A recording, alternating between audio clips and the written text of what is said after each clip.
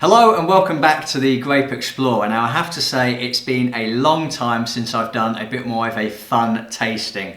And sometimes when you're browsing on the internet, you just come across something and you think, I've got to get some of that ordered, I've got to get some of that and get it on video, I really need to review it. And that's exactly what I've got today. I've got something that's a CBD oil infused wine, a cannabis wine, and I'm going to be tasting it and rating it today and going through a bit of a tasting as I always do.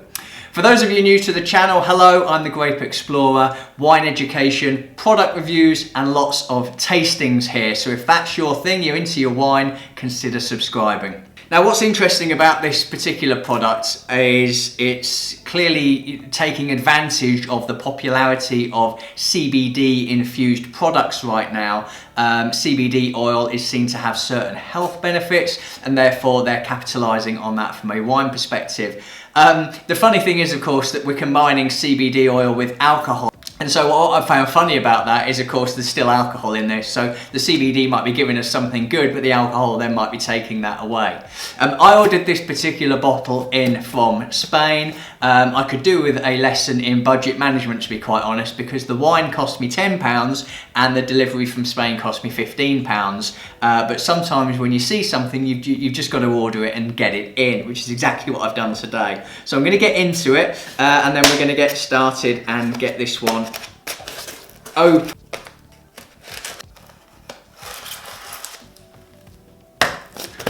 Okay. Whoa! Wow, is that green? Okay, so this is Winabis.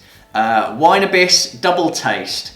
Product of Spain, a daring, high aroma, which suggests that it could be pretty potent on the old aroma sensation. Let's get rid of that box. So it's definitely green. Like I say, Winabis comes from a Spanish producer. It's from a place called Bodegas Santa Margarita, although they do have their own website under the Winabis label.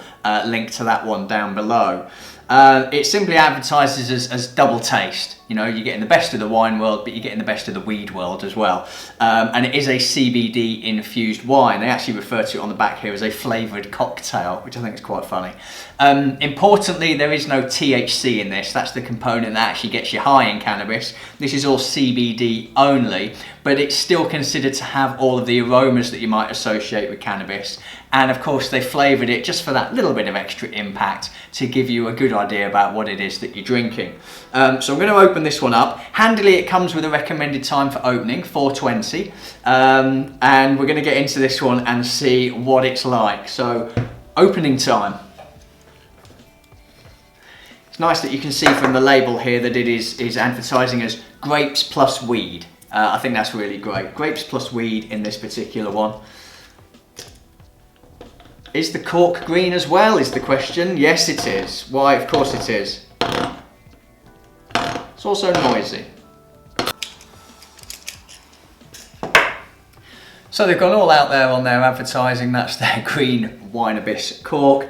Let's get some of this into the glass. Now, disappointingly, I didn't get a huge aroma come off as I opened the bottle. I was actually hoping for a little something. It's a particularly minty green, looks something like mouthwash. It really is making me think, who is this aimed towards? Is this just considered a party drink? Is this something that they're taking seriously as a product? You know, the colour itself, that is luminous green, as you can see there. That's pretty disgusting.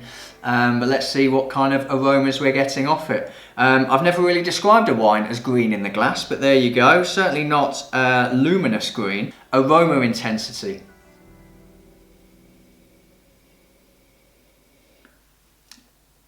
The aroma intensity is actually medium. And if you're expecting any sort of cannabis related aromas, I actually think you'll be really disappointed. I didn't get anything there that suggested that there was any sort of cannabis related aroma.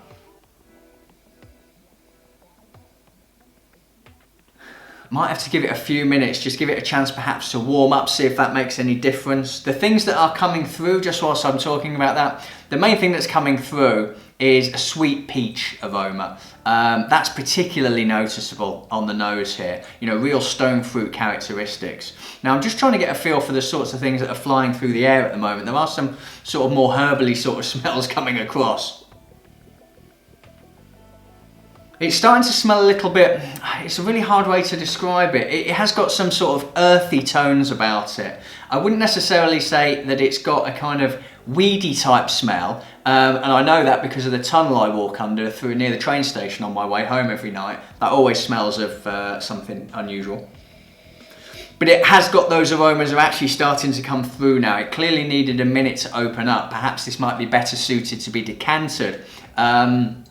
So it is a little bit weedy coming through, a little bit hazy. It's making me feel a little bit like this. So yeah, a little bit smoky, a little bit weedy. Yeah, that's definitely starting to come through now actually. It's almost on a par with the peach aromas. So let's give it a taste, see what it tastes like.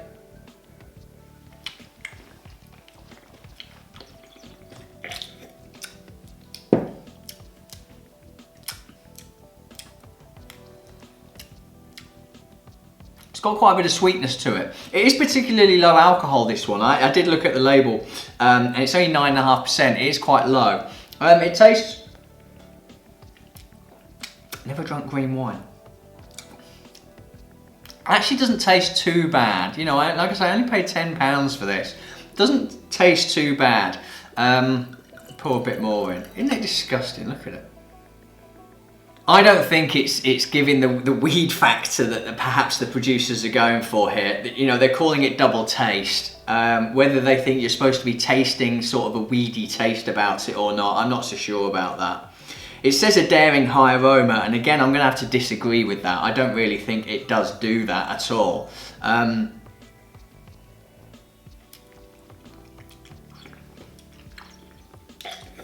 So let's go over some of the characteristics.